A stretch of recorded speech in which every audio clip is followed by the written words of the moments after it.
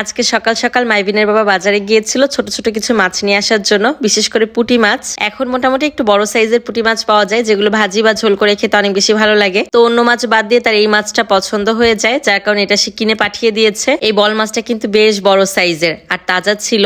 এখন কিন্তু এরকম তাজা বড় বল মাছ খুব বেশি একটা পাওয়া যায় না, তো আজকে পেশে কোনো রকম হাতছাড়া করেনি, সাথে সাথে কিনে পাঠিয়ে দিয়েছে। আর মাছটা কিন্তু তখনও তাজা ছিল, ও বড় বড় করে হা করছিল। মাছটা ফুপিয়ে কাটবে, তো সে প্রায় ঘরের সামনে কাটা শুরু করে দিয়েছিল।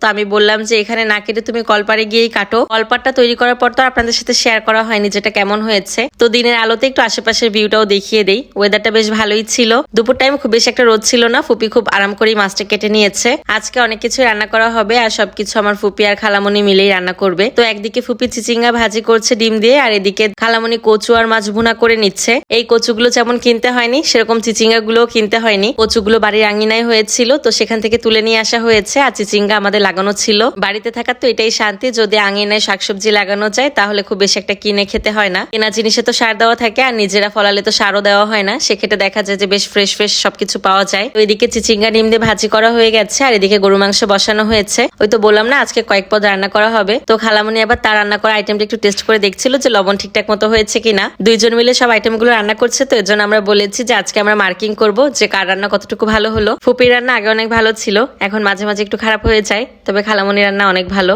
বেশি আইটেমে আজকে খালামণি রান্না করেছে। তো এই তো গরু মাংস রান্না করা হচ্ছে, আর এখন হচ্ছে বল মাছ ভুনা করা হবে। তাজা বল মাছ তো, এটা একটু বেশি করে ঝাল দিয়ে কষিয়ে রান্না করলে বেশ ভালোই মজা লাগবে। আর মাছ আনার পরপর প্রথম দিন আমরা কোনো মাছই ভেজে রান্না করি না, মশলার সাথে কষিয়ে রান্না করি। এটা অনেকের আবার পছন্দ না, কিন্তু আমাদের কাছে বেশ ভালোই লাগে। তো আজকে সেভাবেই রান্না করা হয়েছিল, আর খেতেও কিন্তু অনেক বেশি মজা হয়েছিল। আমি নিজে রান্না করলে তেমন একটা খেতে পারি না, কিন্তু অন্য কেউ রান্না করলে আমার কাছে অনেক বেশি স্বাদ লাগে, আর তখন খাওয়াও বেশি হয়ে যায়। আজকে যেহেতু অনেক পদ রান্না করা হচ্ছে, আমাদের রান্না শেষ করতে করতে একটু লেটই হয়ে গিয়েছিল। যদিও আমরা ভেবেছিলাম আর একটু আগে রান্না শেষ হলে আমরা একটু ঘুরতে বের হব, কারণ বাড়িতে 2 দিন ভীষণ গরম ছিল, তারপরে একটু বৃষ্টি হয়েছে, যার কারণে এখন পরিবেশটা একটু ঠান্ডা ঠান্ডা। আর এই ওয়েদারেই ঘোরাঘুরি করে মজা, কারণ বলা তো যায় না আবার কখন অনেক বেশি গরম পড়ে যায়। তো অন্য সব আইটেম মোটামুটি রান্না করা শেষ, শুধু গরুর মাংস আর বল মাছ ভুনা করাটাই বাকি আছে। যেহেতু আমার চুলা একটু জাল কম জ্বলে, এর জন্য আসলে মাংসটা হতে সময়ও লাগছে। আমাদেরই ভুল হয়েছে, যদি প্রেসার কুকারে দিয়ে দিতাম তাহলে এতক্ষণে রান্না হয়ে যেত। তো এই তো মোটামুটি আজকের জন্য রান্নাবান্না শেষ। 2 রকমের মাছ ভুনা, শাক দিয়ে মাছের ঝোল, আবার চিচিঙ্গা ডিম দিয়ে ভাজি করেছিলাম। মাইভিনের বাবা গাছ থেকে একটা কলার মোচা কেটেছিল, সেটাও ভাজি করেছিলাম। আর এদিকে গরু মাংস রান্না করা শেষ। মোটামুটি আজকের মতো সব রান্নাবান্না শেষ। এরপর বিকালের দিকে আমরা ঘুরতে বের হয়েছিলাম। Aunty Saif Guddu bye bye.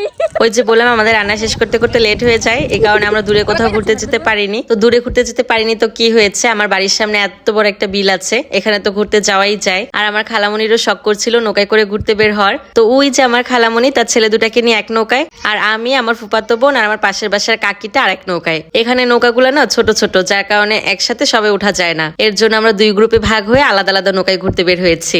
আমার খালামণি কিন্তু একদম নৌকা চালানোতে এক্সপার্ট। সবাই তো আমার খালামণিকে দেখে অবাক যে সে এত ভালো নৌকা চালাতে পারে। সবাই তো বলা বলি করছিল যে ঢাকার মেহমান এত ভালো নৌকা চালাতে পারে, যা আমরাও পারি না। খালামণি তো অনেক বেশি মজা পেয়েছে, একদম সন্ধ্যা পর্যন্ত নৌকা চালিয়েছে। আর আমার ফুফাতো বোনটা কি জানি একটা নিয়ে এসেছে পদ্মবিল থেকে, সেটা আবার আমাকে বের করে দিচ্ছিল, বলছিল এটা নাকি খাওয়া যায়। আমি তো এটা আগে কখনো দেখিও নি আর খাইও নি, তো প্রথমবার খেয়ে আমার কাছে মনে হলো একটু বাদাম বাদাম টাইপের। এটার কি নাম আর আপনারা কেউ খেয়েছেন কিনা আমাকে কিন্তু কমেন্ট করে জানাতে পারেন। ভিডিওটা আজকে এখানেই শেষ করে দিচ্ছি, ভালো লাগলে অবশ্যই একটা শেয়ার করে দিবেন। সবাই ভালো থাকবেন, আল্লাহ হাফেজ।